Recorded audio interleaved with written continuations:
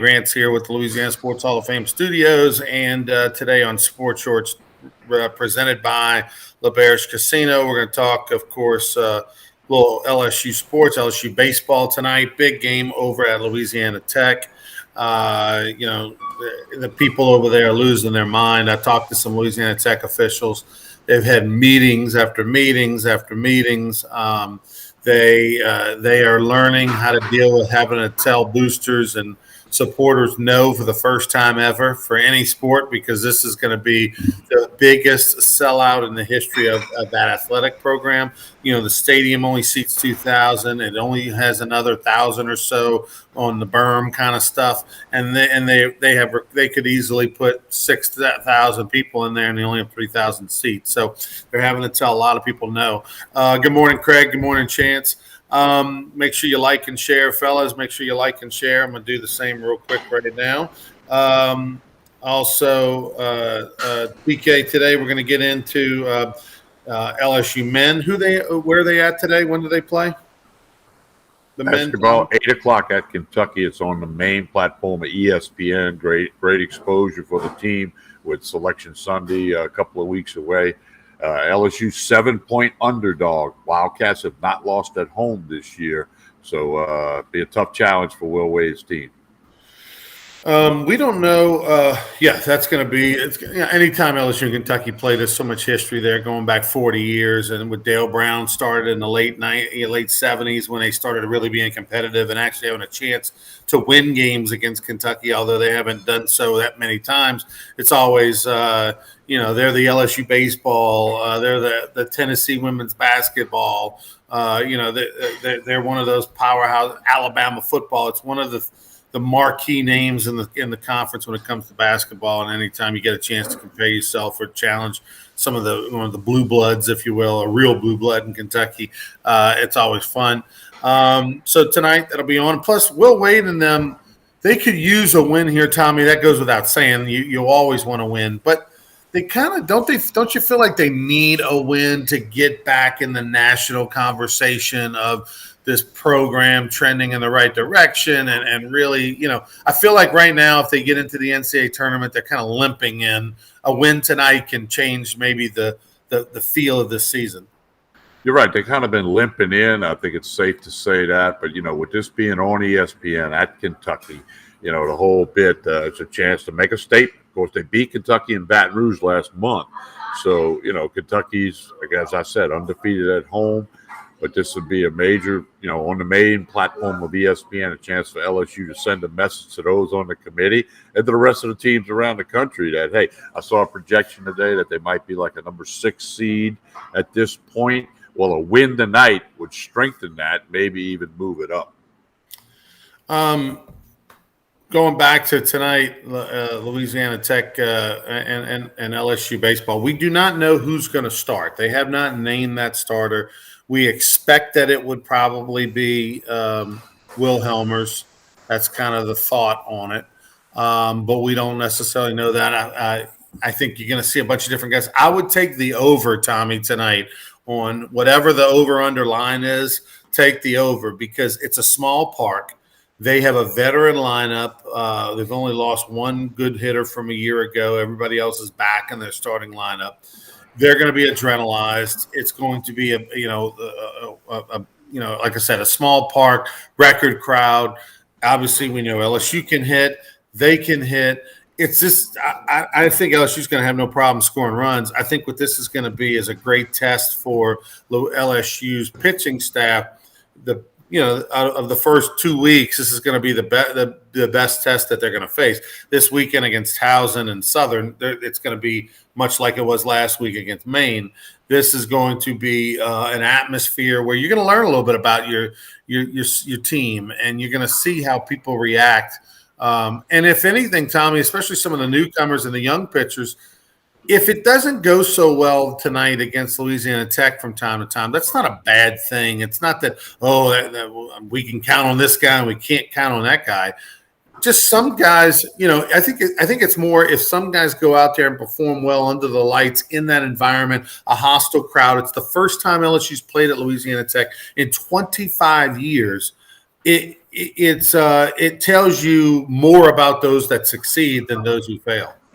Yeah, I agree with you. I mean, it's going to be real cold in Ruston, as Chance points out. I think we're going to see Johnny Hole's staff. We don't have a reading on Jay Johnson on how he handles midweek games. We know he's talked about he'll do whatever it takes to get 27 outs or more if needed. So I think we're going to see a lot of people. Now, Tech, on the other hand, they don't have a conference game this weekend. Who knows who they may throw it? Maybe Johnny Hole's staff for them as well. And just see who can outscore who. I agree with you. If you can find a way to bet on the over, whatever it might be, do it. So I'm looking forward to it. 6 o'clock start. It's on Your View, Cox Cable Channel 4, also the ESPN Plus app. And I know you're going to be in Ruston because y'all got some Hall of Fame events. You got the hat on today. You're wearing the Hall of Fame lid. Y'all got some events. Going to be a big night. But you must be leaving for Ruston soon, or are you flying? Yeah. No, I actually got to go to Shreveport first for a meeting, and then I'll get over to Louisiana Tech this evening. Actually tonight, and they may show it on TV. They may not. In between innings, a couple of times tonight, we're going to be honoring some Louisiana Sports Hall of Famers at the ballpark, on the field, and on the Jumbotron in front of the crowd. First off, Kyle Williams will be getting honored. Kyle, of course, LSU football legend and 6-time Pro Bowler with the Buffalo Bills, who lives in Ruston. He's currently the defensive coordinator for Ruston High. On top of that, Tommy, he's not just a CECP guy. He actually works for the school, and he's kind of in charge. He's like the guy who dots the I's and crosses the T's for eligibility for the school, does all the paperwork for the athletes and everything. So he's got real responsibilities there outside of just football. But we'll be honoring Kyle tonight. Also, Teddy Allen, who's the master of ceremonies for the Louisiana Sports Hall of Fame and has for many, many years, who's an award-winning writer from North Louisiana, very funny guy, and he's done a lot of work for Louisiana Tech as well, in-house for them. So he'll be getting the Distinguished Service Award in sports journalism, much like Lynn Rollins got and Kent Lowe has gotten in the past. So we'll be honoring those two guys at the game. Looking forward to it. And I'll be visiting with my old teammate, Todd Walker. He'll be there as well. Todd's son, Jack Walker, who was a senior last year at Byrd High School, a center fielder, he's currently a redshirt for Louisiana Tech baseball. So Todd's a season ticket holder. He doesn't have to ask any favors. He and his wife have a pair of season tickets, so going to be pretty cool. Yeah, I agree with that. It'll be a fun night in Louisiana Tech. There'll be people everywhere. Beautiful new ballpark. Of course, they hosted a regional last year, which North Carolina State ended up winning, but it's kind of brought baseball to the top of the list up there in Ruston. Craig asking, do midweek games matter? Yes. They do, especially when you play a team like Louisiana Tech, who's expected to have a good year and should be a regional team. It definitely all helps. From that, this is a team that probably in the power ranking should be a top 30 team, top 40 team in the country. Rachel, she's a big Teddy Allen fan. That's what that means. By the way, don't take the over on time when it comes for Jay Johnson. He is a guy who makes a lot of trips to the mound, throws a lot of different people. We'll use the old Mike Bianco's time, to slow things down. I talked to some of his assistant coaches, and traditionally, when he was at Arizona, not a very crisp game. The games take a while. He controls the tempo, makes a lot of visits, a lot of pitching changes, a lot of timeout. Let me talk to the hitter kind of thing. So definitely should be a long night, I would think. I didn't realize. It's safe to say baseball will not be over when basketball tips off at right after 8 o'clock. Correct. It will not. It's going to be in the 30s. I knew it was going to be cold, but I didn't realize it was going to be that cold. I'm looking it up on my weather. Might want to bring weather. a sweater, Ronnie. Man, I mean, that's bring your Hall of Fame oof. It's already 41 degrees. Feels like 35 right now. Maybe the over won't work. I mean, it's a little tough to hit when it's real cold, and tough to pitch. I dislike throwing in cold weather like big time. I mean, I just couldn't stand it. At first pitch at 6 o'clock, according to the Weather Channel app, 39 degrees, 50% chance of rain. Oh, Um, not and then baseball weather.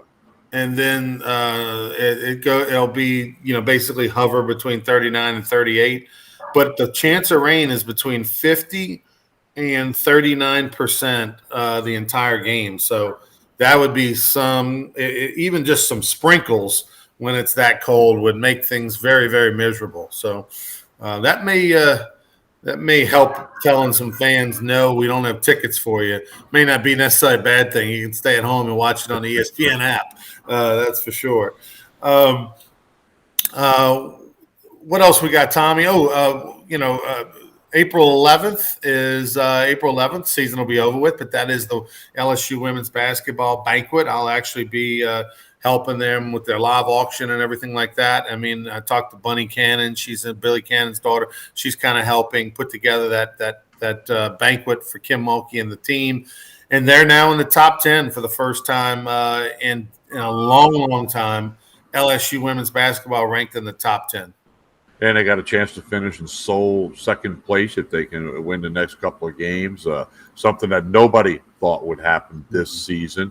But, again, Kim Mulkey continues to do a wonderful job with that program. And you've got to credit the players, for buying into Kim Mulkey and the staff and performing and responding to her challenges and all that good stuff.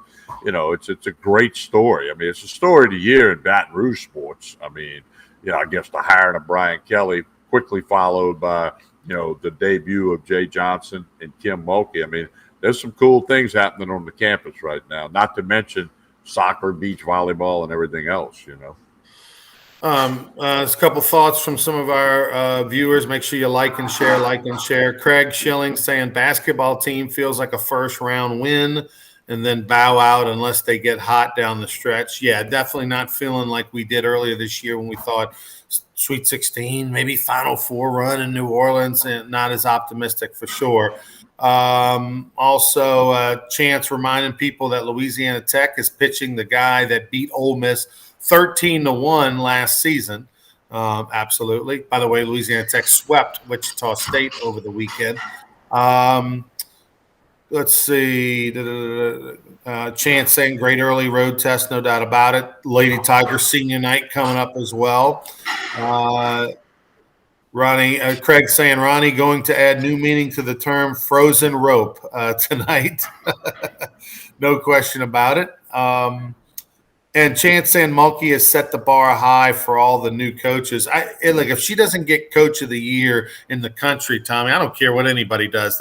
There's no one that has turned their season around, their program around from one year to the next, from an economic standpoint with ticket sales, with wins, in a real conference the way that Kim Mulkey has. It's unprecedented in women's college basketball from one year to the next. It really is. And I mean, you're right. If she doesn't win Coach of the Year, certainly in the SEC, but nationally, they need to quit giving out the award. I mean, and now we're closer to it than people around the nation, and we see it, read it, hear about it every day. But still, you got to take note. And I think the LSU, communications office is going to do a great job to get that info out as well. Yeah, I mean, look, she's next to Gino Ariema, she is the name in women's basketball next to him in the country, and she just stamped her legacy even more by going from 9 wins to 20 plus and all the accolades. Pat Summitt for so long was the face of women's basketball in the SEC. And of course, Kim Mulkey played for her on the Olympic team. I want to say 84. And, and considered her a mentor, even as she was an assistant at Louisiana Tech and then, moved on to Baylor. And of course, now Kim Mulkey has quickly become the face of SEC women's basketball. She's not in first place. South Carolina got a really good team, but we'll see what happens going forward, not just this season, but through the years. I want to get 2 quick thoughts from you. One, Michigan, they suspend Juwan Howard for 5 games, the remainder of the regular season. If there is a postseason, they leave the door open to bring him back for the postseason. Is that enough for you?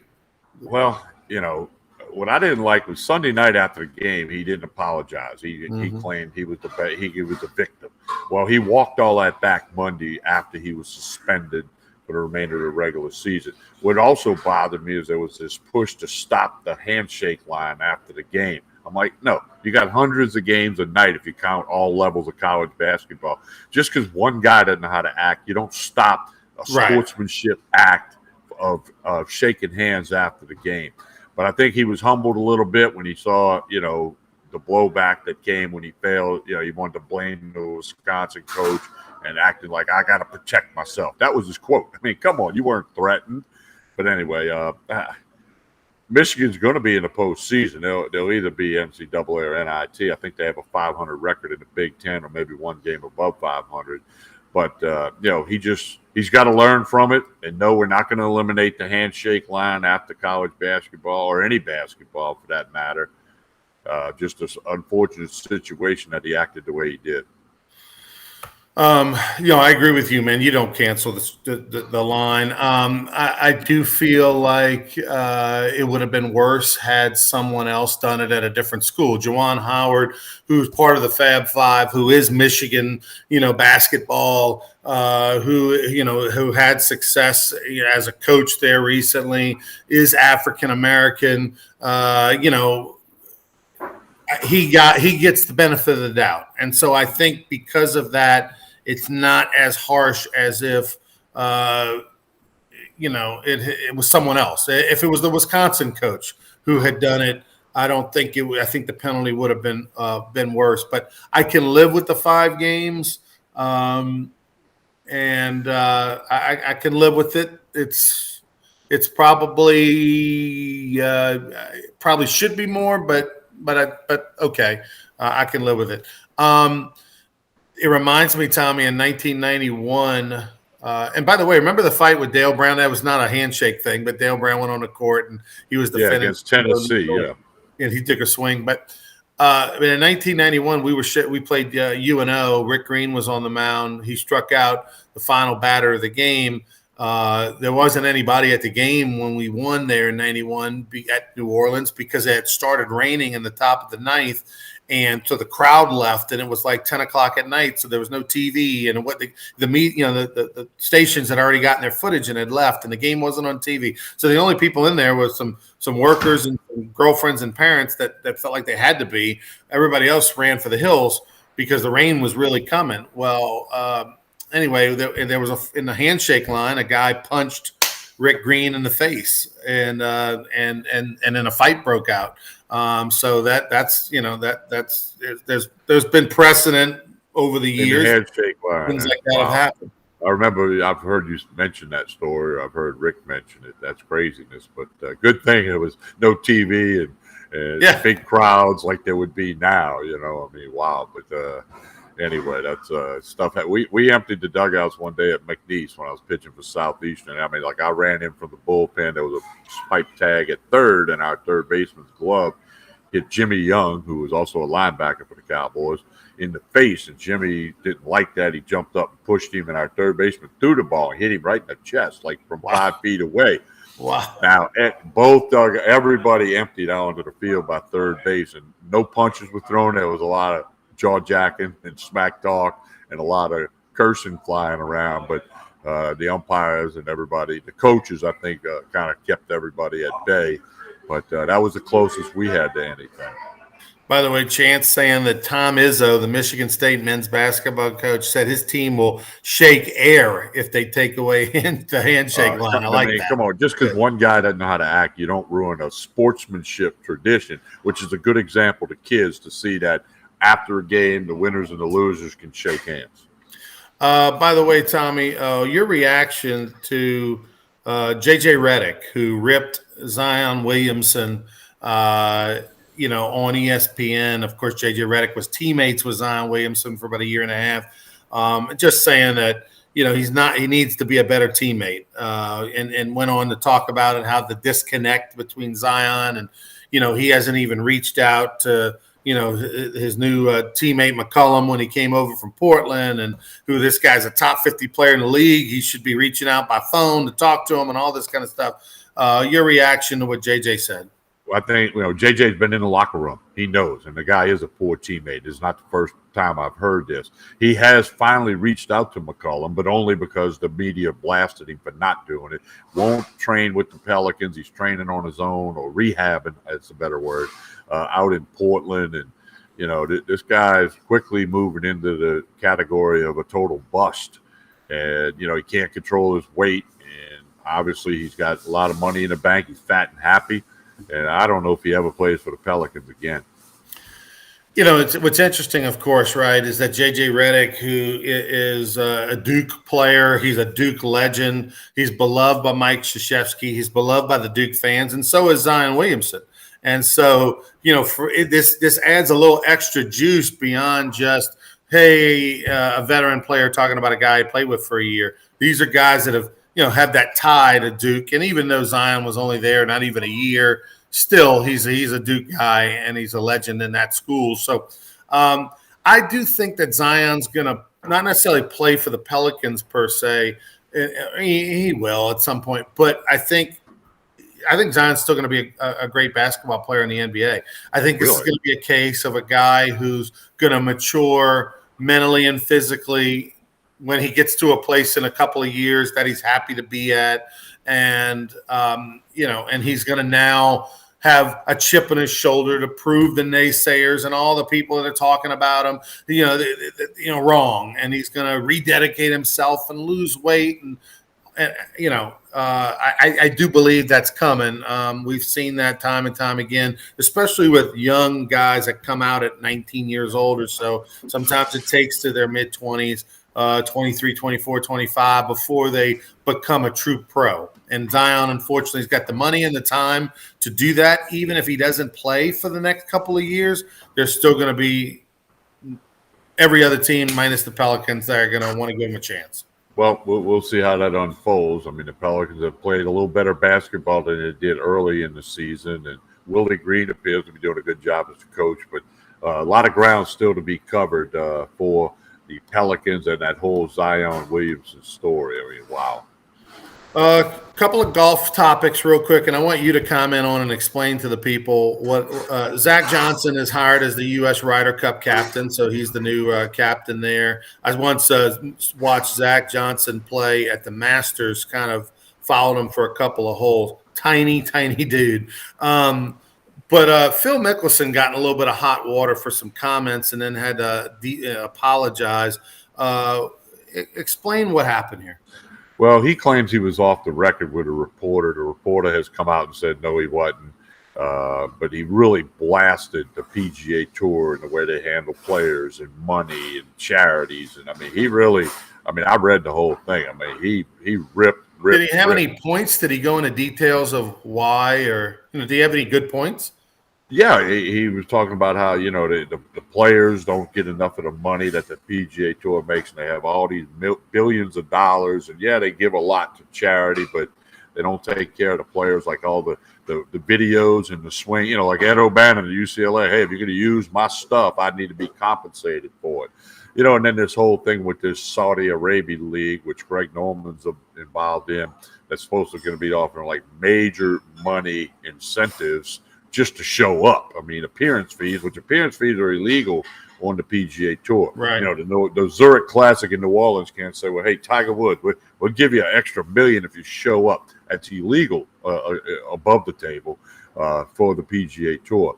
Now Mickelson's walking it all back. He's saying his comments were reckless. That's the word he used. He's going to take some time off and become a better person. Bill Mickelson got more money in the bank than he knows what to do with.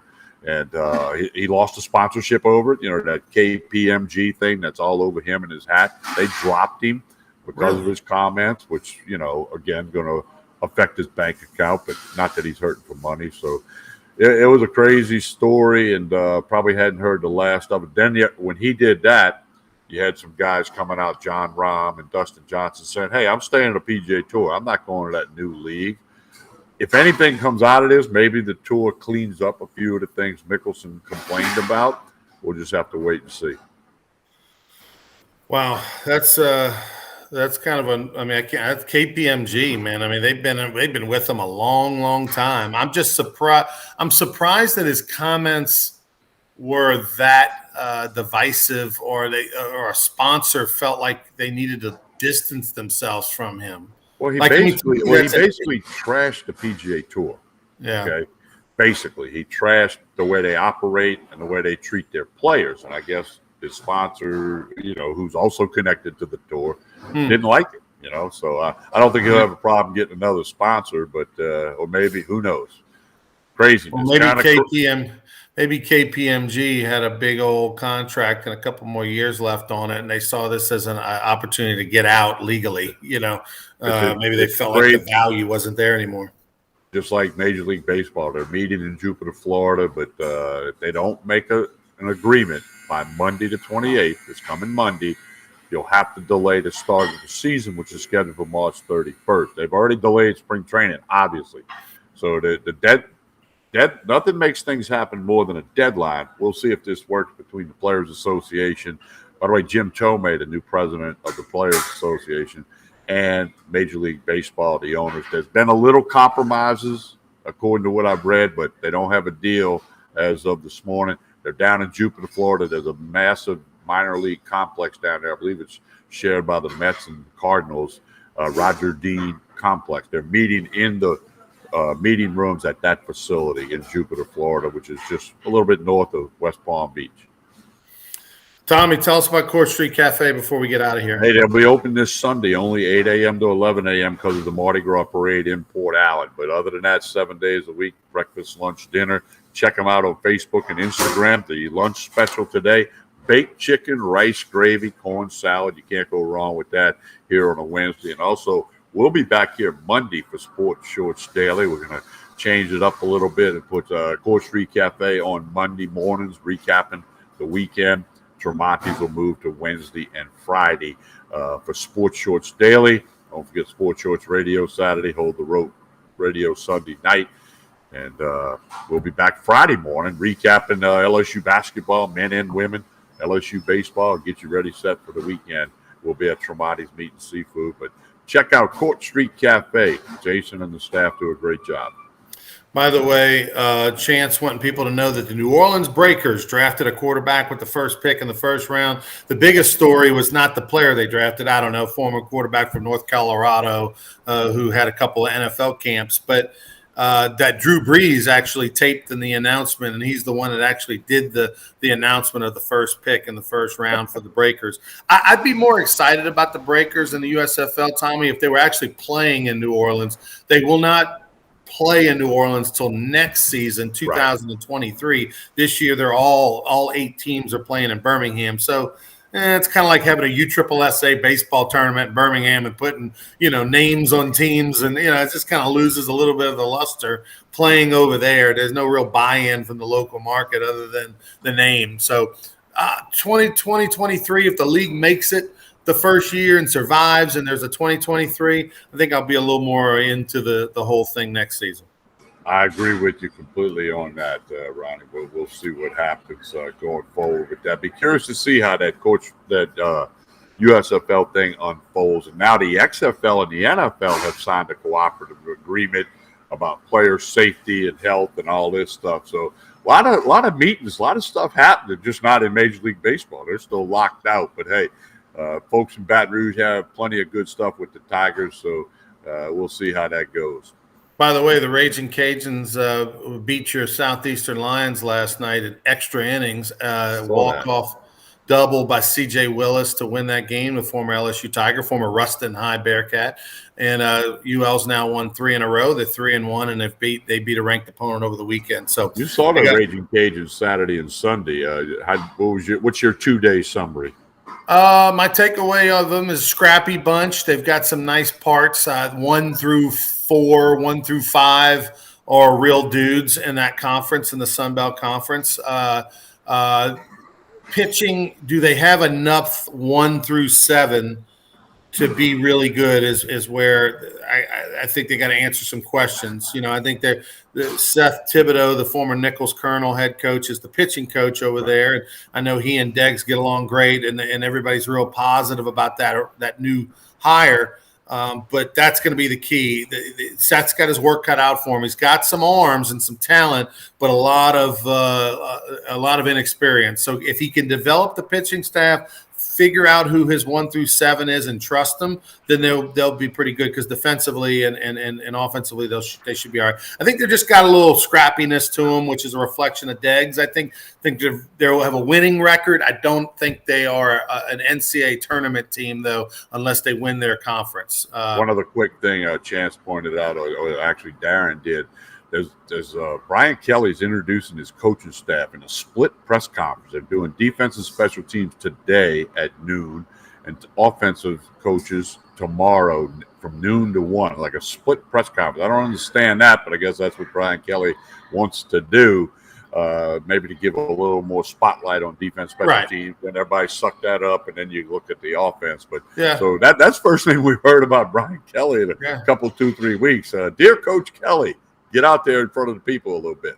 It's actually not a bad idea, Tommy, because like I said, you stay in the news longer, the cycle's longer. You get, so not bad. All right, we'll see you Friday, everybody, for more Sports Shorts Daily presented by LaBear's Casino. Until then, have a good one. Stay warm if you're going to the Louisiana Tech LSU game. Like and share this video.